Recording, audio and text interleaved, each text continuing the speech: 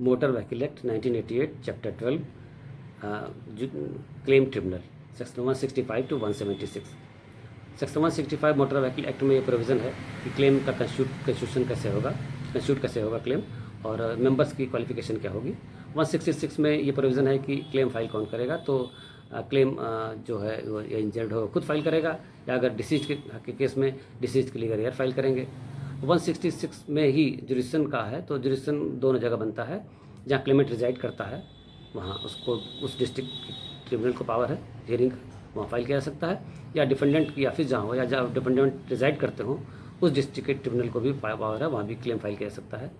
तो 167 का जो पर्पस है वो ये है कि किसी दुर्घटना में अगर मोटर व्हीकल एक्ट के तहत क्लेम करने का राइट है और उसी घटना के संबंध में वर्कमैन कंपनसेशन एक्ट 1923 के तहत भी क्लेम फाइल करने का राइट है, तो उस दशा में दोनों में से एक ही जगह क्लेम फाइल किया सकता है, ये 167 कहती है। 167 जो है 167 के बाद 168 जो है वो main proceeding motor vehicle act tribunal की है। तो 168 में ये कहा गया है कि जब भी कोई 166 की एप्लीकेशन पड़ेगी तो 168 में वो नोटिस इशू होगी डिफेंडेंट को, और डिफेंडेंट अपीयर होगा, अपना रिटर्न स्टेटमेंट फाइल करेगा। डिफेंडेंट के रिटर्न स्टेटमेंट फाइल करने के बाद एविडेंस रिकॉर्ड होगी, और एविडेंस रिकॉर्ड होने के बाद अमाउंट भी डिसाइड इसी 168 में ही होगा। तो अमाउंट का जहाँ तक मामला आता है, तो अमाउंट के लिए डिसाइड करते समय इंजर्ड हो या डिसीज्ड हो उसकी सैलरी, उसकी इनकम क्या थी, इनकम का जो मेन बेस है, या तो अगर इनकम टैक्स भरता है तो बेस्ट है, वो उसका प्रूफ है कि इनकम की प्रूफ बेस्ट होगा वो। अगर कोई एम्प्लॉय रहा तो पे स्लिप बेस्ट प्रूफ होगी उसकी। अगर कुछ भी नहीं है तो ओरल एविडेंस आप दे सकते हैं कि इसकी इनकम क्या रही होगी। तो ये तो इनकम का बात हो गई। अब उसके बाद जो बचता है कि डिसीज्ड है उसकी एज क्या थी।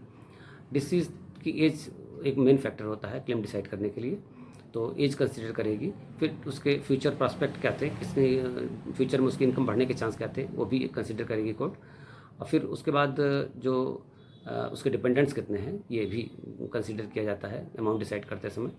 तो अगर डिपेंडेंट्स 2-3 हैं तो जो इसकी इनकम असेस करेगी कोर्ट उसमें 1/3 डिडक्ट कर देगी जो उसके अपने ऊपर खर्च करता।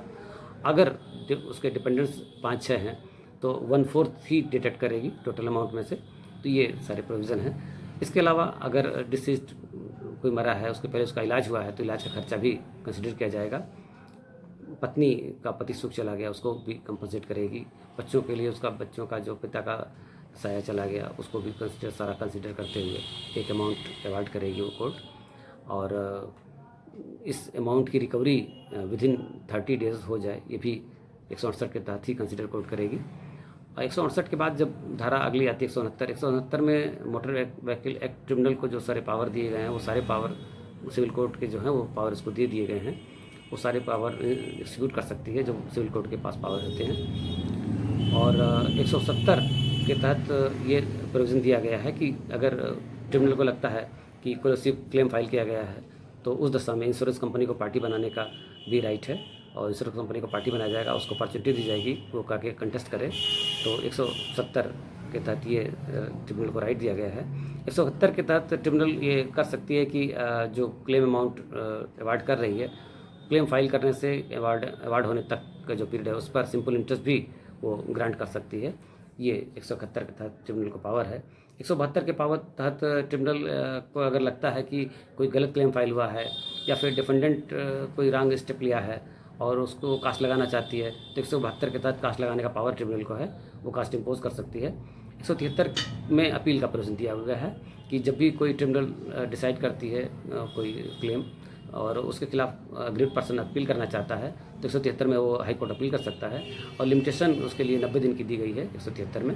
174 में अगर ये कहा गया है कि अगर कोई क्लेम अवार्ड हुआ और उसमें इंश्योरेंस गाड़ी इंश्योर्ड नहीं है और रिकवरी ड्राइवर से या ओनर से होनी है तो उस दशा में उसकी रिकवरी लैंड रेवेन्यू रिकवरी की तरह होगी। और लैंड रेवेन्यू रिकवरी का पर्पज़ ये है कि मतलब रिकवरी के लिए RC रिकवरी सर्टिफिकेट कलेक्टर को इशू होगी और उसके माध्यम से उसकी रिकवरी कराई जाएगी उस अमाउंट की। 174 के बाद 175 का जो प्रोविज़न है वो ये कहता है कि जहाँ क्लेम लाई करता है वहाँ सिविल सूट बार करेगा। CPC का सेक्शन 9 और 175 को मिलाने पर स्पष्ट हो जाता है कि सिविल सूट नहीं लाई करता है इस मामले में। वो 175 कहती है। 176 में स्टेट गवर्नमेंट को पावर दिए गए हैं कि इसके बारे में अपना वो रूल बना सकती है और क्लेम की फ़ीस और वगैरह इसके बारे में जो भी समझे तो वो स्टेट गवर्नमेंट को पावर है रूल बनाने का। ये टोटल प्रोसीडिंग है जो मोटर व्हीकल एक्ट ट्रिब्यूनल जिसके तहत डिसाइड करती है क्लेम, इसी के तहत इतना है प्रोविज़न जिसके तहत वो टोटल प्रोसीडिंग चलती है। Thank you.